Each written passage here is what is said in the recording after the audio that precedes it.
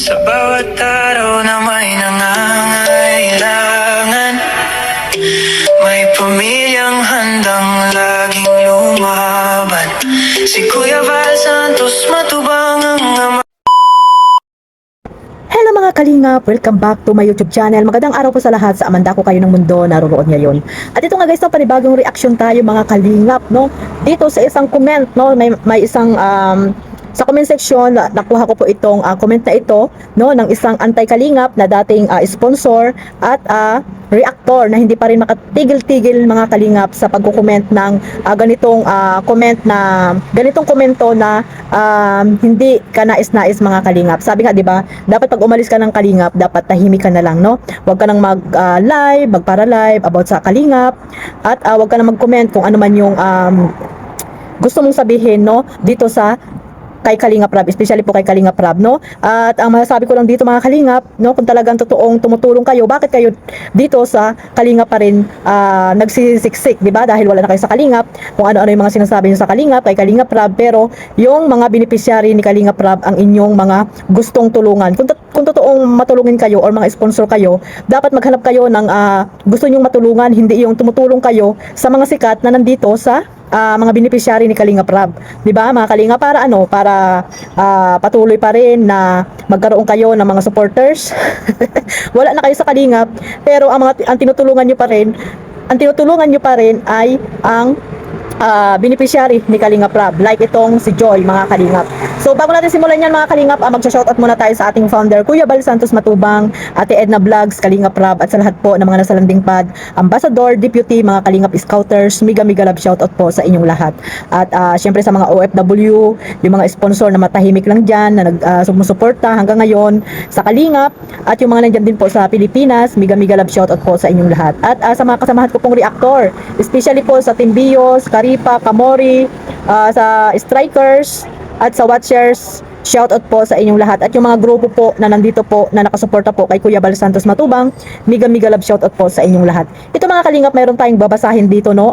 Dito po ito nakuha ko po sa live ni Kanoli, no? At siya rin po yung nag-comment dito. Siguro nag-reply po siya sa nag-comment po mga kalingap. At dito nga po ay mayroon siyang ni-reply din, no? May reply po siya doon sa nag-comment sa kanyang live. At ito po, basahin natin mga kalingap ang kanyang komento doon sa kanyang live, no? At ito, ayan, sabi niya po, actually po si Kanoli, di ba mga kalingap, umalis sa kalingap, di ba, naging anti-kalingap na nga po siya, at tumutulong pa rin, no? Sila po, yung grupo po nila ang nagpabahay doon kay Joy, di ba mga kalingap, at dumating itong si Kanoli noong nagkaroon ng love team na Dan Joy, di ba mga kalingap. Pero noon itong si Kanoli, wala po ito, no, hindi po natin naririnig ang pangalan niya na Noli, na nagtumutulong at sponsor po mga kalingap. So dumating siya dito sa Kalingap para mag-reactor, no? Dumating siya para mag-reaction, pero nung na-reactionan siya at hindi siya na ipagtanggol, siguro di umano ni Kalingap Rab or ni Kuya Val dito sa mga reactor na nag-react sa kanya, ayun, no, nagtampo, no, nagbalat sibuyas. nagbalat sibuyas ito si Kanoli, at yun nga nagpaalam na umalis sa Kalingap, no? At ayun, no, nagpaalam sa Kalingap, pero yun nga ang kanyang tinutulungan pa rin ay ang pamilya ni Joy. Actually po, si Joy lang naman talaga ang beneficiary mga kalingap. Pero ang sinabi niya dito ay parang nilalahat niya na hindi daw kaya ni Kalingap Rab pag-aralin o bigyan ng 140k monthly itong tatlong magkakapatid na ito mga kalingap. No? Ito, basahin muna natin mga kalingap bago natin bigyan ito ng opinion, no? Opinion natin mga kalingap about po dito sa sinabi ni Kanoli Vlog mga kalingap. So wala po, ito po mga kalingap ha, ang sinabi niya dito. Wala po kayong magagawa kung kanino namin ibibigay ang tulong. O syempre pera niyo naman po 'yan. Wala talaga magagawa ang mga viewers po or sino pa man, mga reactor or dito sa Kalingap, dahil po wala naman na talaga kayo sa Kalingap. Kaya choice niyo 'yan kung ano yung gagawin niyo sa pera ninyo, no? Na gusto niyo bigyan ng tulong. Pero ito po, dapat nga po magpasalamat pa rin kayo dahil wala na ako sa Kalingap, ay abot pa rin ng tulong sa beneficiary ng Kalingap. Ayan, oh. Wala naman kumu-question. Bakit kailangan pasalamatan ka na nagbibigay ka? Bakit? Kasalanan mo yan dahil nagbibigay ka. hindi naman ang Kalingap sa iyo humihingi ng tulong para magbigay ka sa beneficiary. Kung sino man yung beneficiary na binibigyan mo ng tulong dito sa Kalingap, di ba? At ayun pa nakalagay dito, sa tingin nyo ba ay ibibigay ni Rab ang tuition ng magkakapatid na nasa 140k isang taon? Ayun, 140k isang taon mga kalingap, yung magkakapatid, tatlo sila, di ba, nag-aaral ngayon. So ibig sabihin kasama dito si Joy mga kalingap, no? At kahit wala na ako sa kalingap, hindi ibig sabihin ay ayaw ko na magbigay ng tulong sa taong nangangailangan, lalo na at napamahal sa amin ang pamilya ni Nanay Imelda. Tulad lang yan sa isang tao na may inalagaan na bata ng mahabang panahon at napamahal ng gusto sa kanya. Pero nang kinuha na ng tunay na magulang, ay andoon pa rin ang pagmamahal sa batang kanyang inaalagaan, kaya matuto po tayo umibig sa kapwa. Ayan mga kalingap. So ayo ibig sabihin sa pamilya pa rin talaga nila, Joy sila tumutulong mga kalinga. Parang nilalagay mo sa alanganin dito si Joy Kanoli, nilalagay mo sa alanganin dito si Joy. Actually, ang sinasabi mong tatlong magkakapatid, hindi yan po hindi po lahat yung beneficiary ni Kalinga Prab. Ang beneficiary diyan ni Kalinga Prab ay si Joy lang. Paano mo sabihin na hindi maibibigay ni Kalinga Prab yung 140k? Lahat na talaga pinaako mo kay Kalinga Prab. Hindi naman yan mga beneficiary ni Kalinga Prab. Si Joy lang ang beneficiary ni Kalinga Prab. For your information. Huwag kang kuda ng kuda dyan na mali-mali ang sinasabi mo. Masyado kang mahangin, Kuya Noli, sa totoo lang. Masyado kang mahangin sa mga pinagsasabi mo dito. Bakit mo responsibilidad ba ni Kalinga Prab na pati yung kanyang kapatid ay isama niya sa tuition fee? Sabi mo dito, yung isang taon na 140k ay hindi maibibigay ni Kalinga Prab. So, ibig sabihin, pinapaako mo or responsibilidad pala ni Kalinga Prab pati yung mga kapatid ni Joy. Ganun ba yung gusto mo, Kanoli? Alam mo, hindi yan si Joy lang naman talaga at si Joy kayang-kaya ni Kalinga Prab at hindi lang naman ikaw yung sponsor ni Joy. Mabuti sana kung ikaw lang yung sponsor ni Joy, di ba mga Kalinga? Tama ba ako mali?